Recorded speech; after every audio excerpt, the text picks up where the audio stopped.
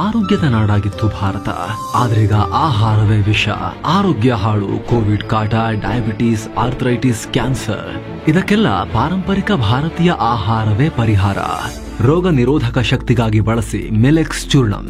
ಇದರಲ್ಲಿದೆ highest quality ಸಿರಿಧಾನ್ಯಗಳು, dry fruits, seeds ಹಾಗೂ ಮೊಳಕೆ ಕಾಳುಗಳ ಶಕ್ತಿ. ಖರೀದಿಸಲು ಲಿಂಕ್ ಡಿಸ್ಕ್ರಿಪ್ಷನ್ ಮತ್ತು ಪಿನ್ಡ್ ಕಾಮೆಂಟ್ ನಲ್ಲಿದೆ.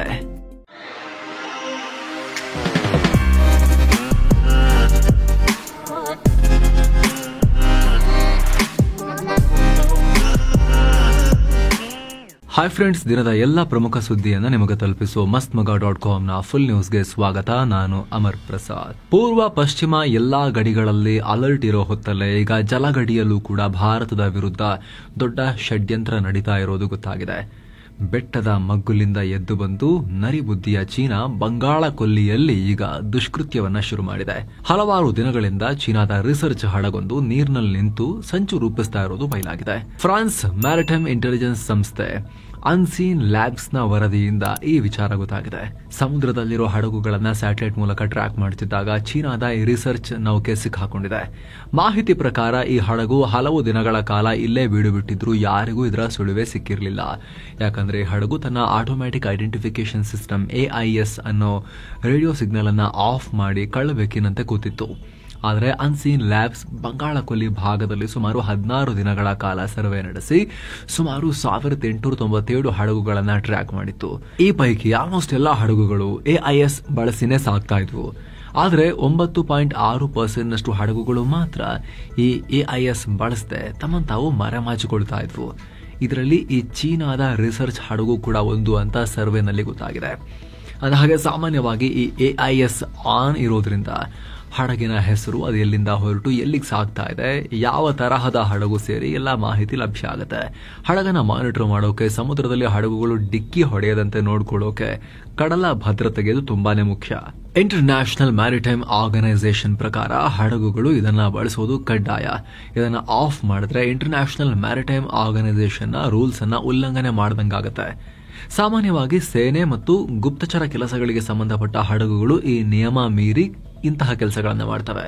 ತಮ್ಮ ತಾವು ಮರೆಮಾಚಿಕೊಂಡು ಶತ್ರು ದೇಶಗಳ ನೇವಿಯ ಮೂವ್ಮೆಂಟ್ ಬಗ್ಗೆ ಮಾಹಿತಿ ಕಲೆ ಹಾಕೋಕೆ, ಅವುಗಳನ್ನ ಮಾನಿಟರ್ ಮಾಡೋಕೆ, ಗುಪ್ತಚರ ಮಾಹಿತಿ ಸಂಗ್ರಹಿಸೋಕೆ ಕೆಲಸ ಮಾಡ್ತವೆ. ಇಂಥ ಕೆಲಸ ಮಾಡೋ ಹಡಗುಗಳು ಸಾವಿರಾರು ಸಂಖ್ಯೆಯಲ್ಲಿರ್ತವೆ. ಇಂಥವು ಬಂಗಾಳ ಕೊಲ್ಲಿಯಲ್ಲೂ ಕೂಡ ಕಂಡು ಬಂದಿವೆ ಅಂತ ಆ ಸಂಸ್ಥೆ ಹೇಳಿದೆ. ಅಷ್ಟೇ ಅಲ್ಲ, ಚೀನಾದ ಈ ರಿಸರ್ಚ್ ಹಡಗು ಭಾರತದ ಸೂಕ್ಷ್ಮ ಪ್ರದೇಶಗಳ ಹತ್ತಿರದಲ್ಲೇ ಆಪರೇಟ್ ಆಗ್ತಾ ಇದೆ.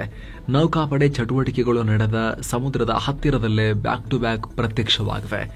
AIS ಸಿಸ್ಟಮ್ ಕೂಡ ಆಫ್ ಮಾಡಿದ್ದು ಇದರ ಉದ್ದೇಶ ಬೇರೆಯದ್ದೇ ರೀತಿ ಇದೆ ಅಂತ ಆ ಸಂಸ್ಥೆ ಹೇಳಿದೆ. ಈ ಹಡಗು ತನ್ನ ಸೇನೆಗೆ ಬೇಕಾದ ಸೂಕ್ಷ್ಮ ಮಾಹಿತಿಯನ್ನು ಕಲೆಕ್ಟ್ ಮಾಡ್ತಾ ಇರಬಹುದು. ಮುಂದೆ ಚೀನಾದ ನೌಕಾಪಡೆಯ ಅಗತ್ಯತೆಗಾಗಿ ತಯಾರಿ ನಡೆಸ್ತಾ ಇರಬಹುದು. ಬಂಗಾಳ ಕೊಲ್ಲಿಯ ಅಂಡರ್ ವಾಟರ್ನಲ್ಲಿ ತನ್ನ ಸಬ್ಮರೀನ್ಗಳನ್ನ ಅಡಗಿಸಿಡೋಕೆ ಜಾಗ ಹುಡುಕ್ತಾ ಇರಬಹುದು. ಭಾರತದ ಕಣ್ತಪ್ಪಿಸೋಕೆ ಸೇಫ್ ಜಾಗವನ್ನ ಸರ್ಚ್ ಮಾಡ್ತಿರಬಹುದು ಅಂತ ಕಳವಳ ವ್ಯಕ್ತಪಡಿಸಿದೆ.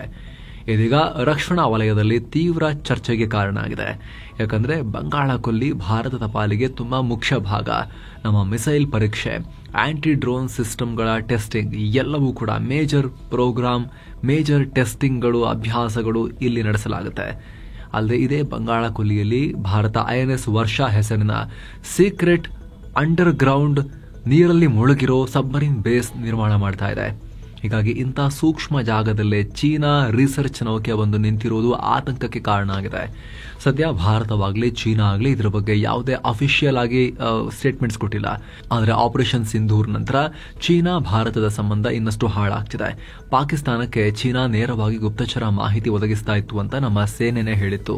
ಈ ಎಲ್ಲ ಕಾರಣಗಳಿಂದ ಈ ಸುದ್ದಿ ಮಹತ್ವ ಪಡ್ಕೊಳ್ತಾ ಇದೆ. ಇನ್ನು ಇದೇ ಆಪರೇಷನ್ ಸಿಂಧೂರ್ ಕುರಿತು ರಾಷ್ಟ್ರೀಯ ಭದ್ರತಾ ಸಲಹೆಗಾರ ಅಜಿತ್ ದೋವಲ್ ಮಾತನಾಡಿದ್ದಾರೆ. ಪಾಶ್ಚಿಮಾತ್ಯ ಮಾಧ್ಯಮಗಳನ್ನ ತರಾಟೆಗೆ ತಗೊಂಡಿದ್ದಾರೆ.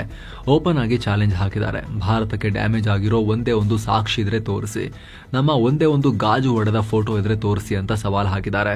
ಅಲ್ಲದೆ ಈ ಮಿಷನ್ ಬಹಳ ಕಾಂಪ್ಲೆಕ್ಸ್ ಆಗಿತ್ತು, ಆದರೂ ನಾವು ಅದರಲ್ಲಿ ಸಕ್ಸಸ್ ಕಂಡ್ವಿ. ಒಂದು ಉಗ್ರ ಟಾರ್ಗೆಟ್ ಅನ್ನು ನಾವು ಮಿಸ್ ಮಾಡಿಲ್ಲ. ಉಗ್ರ ನೆಲೆ ಬಿಟ್ಟು ಬೇರೆ ಎಲ್ಲೂ ಬೇರೆ ಕಡೆ ಹೊಡೆದಿಲ್ಲ. ಉಗ್ರರು ಎಲ್ಲಿ ಅಡಗಿ ಕೂತಿದ್ರು ಅಂತ ನಮಗೆ ಚೆನ್ನಾಗಿ ಗೊತ್ತಿತ್ತು. ಅಲ್ಲೇ ಗುರಿ ಇಟ್ಟು ನಿಖರವಾಗಿ ಹೊಡೆದ್ವಿ. ಜಸ್ಟ್ 23 ನಿಮಿಷಗಳಲ್ಲಿ ನಮ್ಮ ಟಾರ್ಗೆಟ್ ನಲ್ಲಿದ್ದ ಎಲ್ಲ ಉಗ್ರ ನೆಲೆಗಳನ್ನ ಧ್ವಂಸ ಮಾಡಿದ್ವಿ. ಆದರೆ ವಿದೇಶಿ ವಿದೇಶಿ ಮೀಡಿಯಾಗಳು ಪಾಕಿಸ್ತಾನ ಹಂಗ್ ಮಾಡ್ತು ಹಿಂಗ್ ಮಾಡ್ತು ಅಂತೆಲ್ಲ ರಿಪೋರ್ಟ್ ಮಾಡಿದ್ರು. ಅವರಿಗೆ ಶಕ್ತಿ ಇದ್ರೆ ಭಾರತದಲ್ಲಿ ಪಾಕಿಸ್ತಾನ ಮಾಡಿರೋ ಹಾನಿಯ ಒಂದು ಗಾಜು ಹೊಡೆದಿರೋ ಫೋಟೋ ತೋರಿಸ್ಲಿ ಸಾಕು ಅಂತ ಹೇಳಿದ್ರು. ವೆರಿಫೈ ಮಾಡದೆ ಪಾಶ್ಚಿಮಾತ್ಯ ಮಾಧ್ಯಮಗಳು ವರದಿ ಮಾಡಿದ್ರು. ಪಾಕಿಸ್ತಾನಕ್ಕೆ ಮಾಡಿರೋ ಹಾನಿಯನ್ನ ನಾವು ತೋರಿಸ್ತೀವಿ, ಅವರು ತೋರಿಸ್ಲಿ ನೋಡೋಣ ಅಂತ ಹೇಳಿದ್ದಾರೆ.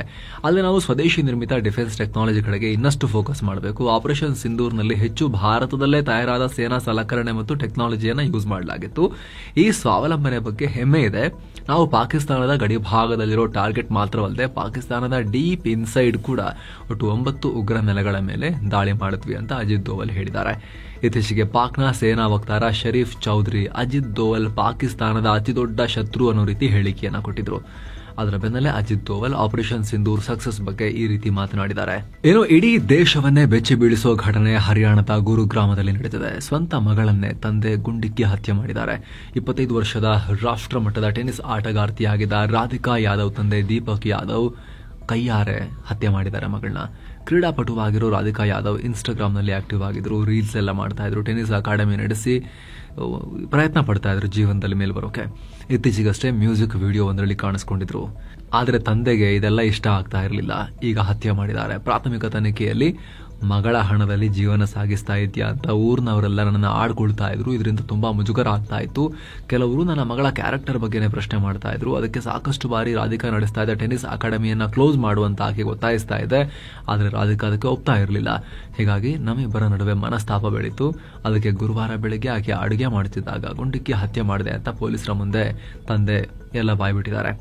ಇನ್ನು ಈ ಕೊಲೆಯನ್ನ ಕಣ್ಣಾರೆ ಕಂಡ ದೀಪಕ್ರ ಸಹೋದರ ಅಂದ್ರೆ ರಾಧಿಕಾಳ ಚಿಕ್ಕಪ್ಪ ಕುಲ್ದೀಪ್ ಯಾದವ್ ಎಫ್ಐಆರ್ ದಾಖಲಿಸಿದ್ದಾರೆ.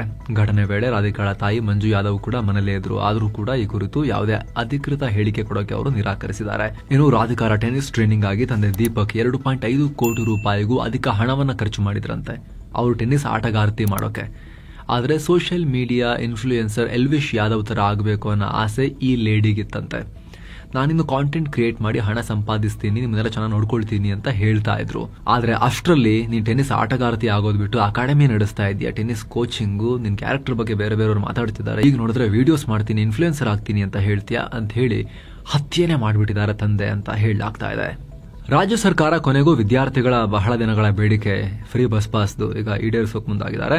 ರಾಜ್ಯಾದ್ಯಂತ ಸರ್ಕಾರಿ ಶಾಲೆಗಳಲ್ಲಿ LKGನಿಂದ PUC ತನಕ ಓದೋ ವಿದ್ಯಾರ್ಥಿಗಳಿಗೆ ಬಸ್ನಲ್ಲಿ ಫ್ರೀ ಟ್ರಾವೆಲ್ಗೆ ಅವಕಾಶ ಮಾಡೋಕೆ ನಿರ್ಧಾರ ಮಾಡಿದ್ದಾರೆ. ಸರ್ಕಾರಿ ಶಾಲೆಯ ಮಕ್ಕಳ ಹಾಜರಾತಿ ಗುಣಮಟ್ಟ ಹೆಚ್ಚಿಸೋಕೆ ಸರ್ಕಾರ ಈ ನಿರ್ಧಾರವನ್ನ ತಗೊಂಡಿದೆ. ಈ ಕುರಿತು ಉಪಮುಖ್ಯಮಂತ್ರಿ DK ಶಿವಕುಮಾರ್ ಅನೌನ್ಸ್ ಮಾಡಿದ್ದಾರೆ. ಏನೋ ಕರ್ನಾಟಕದಲ್ಲಿ ಕಾಂಗ್ರೆಸ್ ಸರ್ಕಾರ ಬಂದಾಗಿನಿಂದಲೂ ಆಗಾಗ ಸಿಎಂ ಬದಲಾವಣೆ ವಿಚಾರ ಚರ್ಚೆ ಆಗ್ತಲೇ ಇದೆ. ಇದಕ್ಕೀಗ ಕಾಂಗ್ರೆಸ್ ಹೈಕಮಾಂಡ್ ರಿಯಾಕ್ಟ್ ಮಾಡಿದೆ. ಕರ್ನಾಟಕದಲ್ಲಿ ಲೀಡರ್ಶಿಪ್ ಬದಲಾವಣೆ ಮಾಡೋ ಮನಸ್ಥಿತಿ ಇಲ್ಲ ಅಂತ ರಾಹುಲ್ ಗಾಂಧಿ ಹೇಳಿದ್ದಾರೆ ಅಂತ ರಿಪೋರ್ಟ್ ಆಗಿದೆ. ಇದರ ಬೆನ್ನಲ್ಲೇ ಸಿದ್ದರಾಮಯ್ಯ ಅವರು ಕೂಡ ಕರ್ನಾಟಕದಲ್ಲಿ ಲೀಡರ್ಶಿಪ್ ಚೇಂಜ್ ಇಲ್ಲ ಅಂತ ಪುನರುಚ್ಚಾರ ಮಾಡಿದ್ದಾರೆ. ನಾನೇ 5 ವರ್ಷಗಳವರೆಗೆ ಸಿಎಂ ಅಂತ ಡಿಕ್ಲೇರ್ ಮಾಡ್ಕೊಂಡಿದ್ದಾರೆ. ಇನ್ನು ನವೆಂಬರ್ ಬಳಿಕ ಸಚಿವ ಸಂಪುಟ ಪುನರಚನೆ ಮಾಡಲಾಗುತ್ತೆ ಅಂತ ಹೈಕಮಾಂಡ್ ತಿಳಿಸಿದೆ ಅಂತಾನೂ ಹೇಳಲಾಗ್ತಿದೆ. ಹಾಗೆ 2028ರ ಚುನಾವಣೆಯನ್ನ ಕೂಡ ಸಿದ್ದರಾಮಯ್ಯ ಅವರ ನೇತೃತ್ವದಲ್ಲೇ ಫೇಸ್ ಮಾಡಲಾಗುತ್ತೆ ಅಂತ ಸಚಿವ ಸತೀಶ್ ಜಾರಕಿಹೊಳಿ ಹೇಳಿದ್ದಾರೆ. ಆದರೆ ಕೆಪಿಸಿಸಿ ಅಧ್ಯಕ್ಷರ ಬದಲಾವಣೆ ಆಗಬೇಕು, ಈ ಬಗ್ಗೆ ಸಾಕಷ್ಟು ಬಾರಿ ಹೇಳಿದ್ದೀವಿ, ಈ ಬಗ್ಗೆ ಪದೇ ಪದೇ ಹೇಳೋ ಅವಶ್ಯಕತೆ ಇಲ್ಲ, ಎಲ್ಲವನ್ನ ಹೈಕಮಾಂಡ್ ಗಮನಿಸ್ತಾ ಇದೆ ಅಂತ ಕೂಡ ಜಾರಕಿಹೊಳಿ ಹೇಳಿಕೆಯನ್ನ ಕೊಟ್ಟಿದ್ದಾರೆ. ಹಾಸನದಲ್ಲಿ ಪದೇ ಪದೇ ಹೃದಯಾಘಾತ ಅಂತ ಕೋಲಾಹಲ ಉಂಟಾಗಿತ್ತಲ್ಲ, ಅದಕ್ಕೆ ಸಂಬಂಧಪಟ್ಟ ರಿಪೋರ್ಟ್ ಈಗ ಬಂದಿದೆ. ತನಿಖೆಗೆ ಒಳಪಡಿಸಿದ 24 ಸಾವುಗಳಲ್ಲಿ 14 ಮಂದಿ 45 ವರ್ಷಕ್ಕಿಂತ ಕಡಿಮೆ ವಯಸ್ಸಿನವರಾಗಿದ್ರೆ 10 ಮಂದಿ 45 ವರ್ಷಕ್ಕಿಂತ ಮೇಲ್ಪಟ್ಟವರು. 4 ಸಾವುಗಳು ಹೃದಯ ಸಂಬಂಧಿ ಸಮಸ್ಯೆಯಿಂದ ಆಗಿದ್ದಲ್ಲ, ಬೇರೆ ಕಾರಣದಿಂದ ಆಗಿದೆ ಅಂತ ಆರೋಗ್ಯ ಮಂತ್ರಿ ದಿನೇಶ್ ಗುಂಡೂರಾವ್ ಸ್ಪಷ್ಟಪಡಿಸಿದ್ದಾರೆ. ಅಲ್ಲದೆ ಮೃತರಲ್ಲಿ 75%ಗಿಂತ ಹೆಚ್ಚಿನವರು ಒಂದಕ್ಕಿಂತ ಹೆಚ್ಚಿನ ಹೃದಯ ಸಂಬಂಧಿ ಕಾಯಿಲೆಯನ್ನ ಹೊಂದಿದ್ರು, ಸಮಸ್ಯೆಯನ್ನ ಹೊಂದಿದ್ರು ಅಂತ ಕೂಡ ದಿನೇಶ್ ಗುಂಡೂರಾವ್ ಹೇಳಿದ್ದಾರೆ. ಬೆಂಗಳೂರಿನ ವೈದ್ಯರ ತಂಡ ಮಹತ್ವದ ಶಸ್ತ್ರಚಿಕಿತ್ಸೆ ನಡೆಸಿದೆ. ಅರಸೀಕೆರೆಯ 50 ವರ್ಷದ ಕಾರ್ಮಿಕರೊಬ್ಬರು ತಮ್ಮ ಕೈಯನ್ನ ಕಳ್ಕೊಂಡಿದ್ರು. ಫ್ಯಾಕ್ಟರಿಯಲ್ಲಿ ಕೈ ಸಂಪೂರ್ಣ ಬೇರೆ ಆಗಿತ್ತು, ತುಂಡು ತುಂಡಾಗಿ ಹೋಗಿತ್ತು. ಎಕ್ಸಾಕ್ಟ್ಲಿ ಹೇಳಬೇಕು ಅಂದ್ರೆ ಮಣಿಕಟ್ಟಿನಿಂದ ಹಸ್ತ ಬೇರೆ ಆಗಿತ್ತು. ಇವರಿಗೀಗ ಬೆಂಗಳೂರಿನ ಬ್ಯಾಪ್ಟಿಸ್ಟ್ ಆಸ್ಪತ್ರೆಯಲ್ಲಿ ಸಕ್ಸಸ್ಫುಲ್ ಆಗಿ ಚಿಕಿತ್ಸೆ ಮಾಡಲಾಗಿದೆ, ಆಪರೇಷನ್ ಮಾಡಲಾಗಿದೆ. ಬ್ಯಾಪ್ಟಿಸ್ಟ್ ವೈದ್ಯರ ತಂಡ ಡಾಕ್ಟರ್ ಮಧುಸೂದನ್ ನೇತೃತ್ವದ ತಂಡ 9 ಗಂಟೆ ಶಸ್ತ್ರಚಿಕಿತ್ಸೆ ನಡೆಸಿ ಕೈಯನ್ನ ಜೋಡಿಸಿದ್ದಾರೆ. ಮೊದಲಿಗೆ ಮೂಳೆಯನ್ನ ಜೋಡಿಸಿ ನಂತರ 20ಕ್ಕೂ ಅಧಿಕ ಸ್ನಾಯುಗಳು ಮತ್ತು ರಕ್ತನಾಳಗಳನ್ನ ಕೂಡ ಒಂದೊಂದಾಗಿ ಕನೆಕ್ಟ್ ಮಾಡಿದ್ದಾರೆ. ಪ್ರತಿಯೊಂದು ರಕ್ತನಾಳವನ್ನ ಮೈಕ್ರೋಸ್ಕೋಪ್ ಸಹಾಯ ಪಡೆದು ಜೋಡಿಸಲಾಗಿದೆ.